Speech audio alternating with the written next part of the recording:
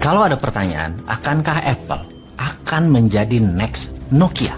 Akankah India menjadi next China dan meninggalkan jauh Indonesia? Akankah analisa banyak pengamat sejak tahun 2014, siapa yang lebih hebat pertumbuhan ekonominya sampai tahun 2030? India atau Indonesia? Bisa ditentukan sekarang.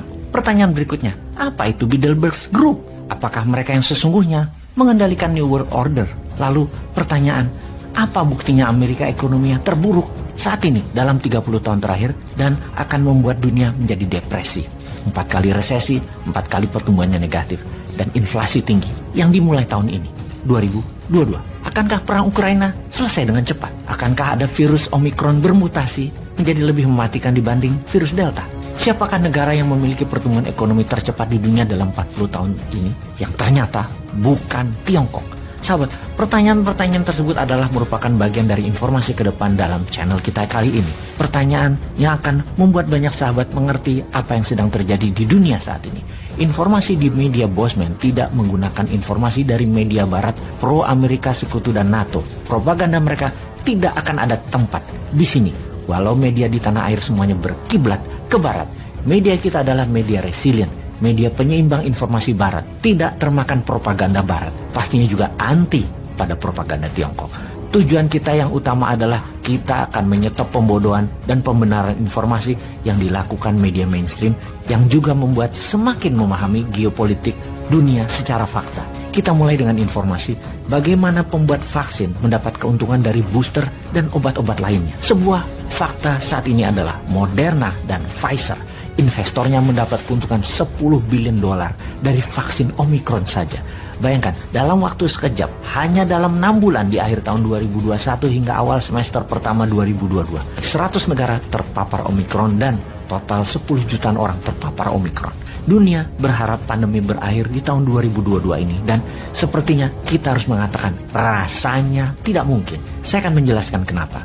Jawabannya, Big Pharma atau perusahaan farmasi besar dunia tidak menginginkannya. Mereka adalah penjual obat. Mereka bukan pejuang kesehatan. Penjual obat ingin obatnya laku.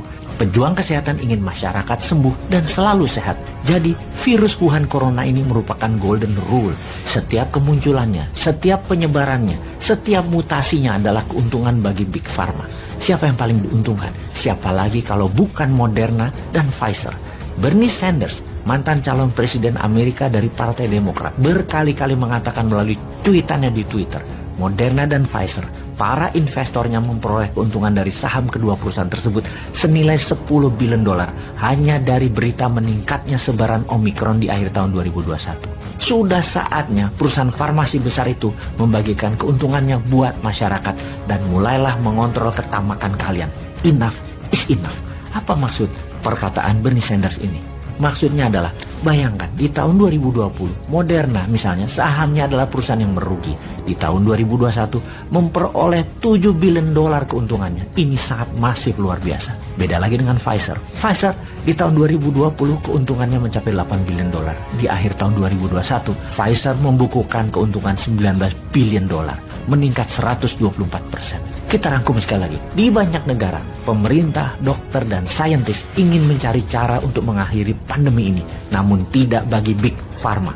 Pfizer dan Moderna sibuk dengan memperbaiki model bisnis mereka. Dan agaknya kita harus bisa membaca ke arah mana Big Pharma membuat pandemi ini untuk tidak pernah berakhir.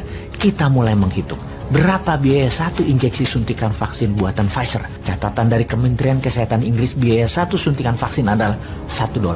Dan berapa dijualnya? Hampir 30 dolar atau 30 kali atau 3000%. Itulah biaya yang harus dibayar oleh banyak pemerintahan di dunia ini. Bagaimana dengan Moderna? Sama, satu dos, satu injeksi sekitar 30-40 dolar. Dan ini adalah biaya yang dibayarkan oleh pemerintah Afrika Selatan dari data kami. Namun Big Pharma punya argumen di mana mereka mengeluarkan biaya jutaan dolar, bahkan billion untuk research dan development. Dan itu sudah tahunan lamanya. Namun itu bullshitnya mereka. Ingat, Moderna dan Pfizer, keduanya mendapat insentif dari pemerintah Amerika. Moderna mendapatkan biaya 2,8 billion dolar dari uang pajak negara Amerika. APBN itu istilah Amerika adalah tax money. Pfizer juga sama, memperoleh 2 billion dolar. dari pemerintah Amerika. Jadi Moderna dan Pfizer dapat subsidi dari pemerintah Amerika namun tetap bisa menentukan harga jual sendiri. Mereka juga menjual dengan harga berbeda ke negara yang berbeda dengan maksud berbeda tentunya. Vaksin adalah tool. Vaksin adalah senjata penekan. Kita harus perjelas dalam hal ini. Big Pharma akan selalu membuat kendali atas virus-virus tersebut. Benarkah begitu? Bukan virusnya yang mereka kendalikan, namun vaksinnya mereka mengendalikan. Suplai vaksinnya mereka kendalikan dengan membuat keterbatasan hingga sekarang. Negara-negara Eropa bahkan harus membeli lebih mahal lagi sejak awal 2022 ini. Sekarang kita bicara booster. Lihat kesaktian Big Pharma sebagai pembuat vaksin ini. Mereka bisa memaksa sebuah pemerintahan dan membatasi jumlah barang dijatah di setiap negara tersebut. Big Pharma bisa memblackmail sebuah pemerintahan, bahkan pemimpin Moderna mengancam akan menekan harga hingga $170 per dos injeksi atau 170 kali dari harga produksi. Apa yang terjadi kalau booster ini adalah diwajibkan setiap tahunnya? Sungguh, Big Pharma ini tidak boleh mengendalikan harga atas nama kemanusiaan yang adil dan beradab. Sayangnya, mereka bukan Pancasilais.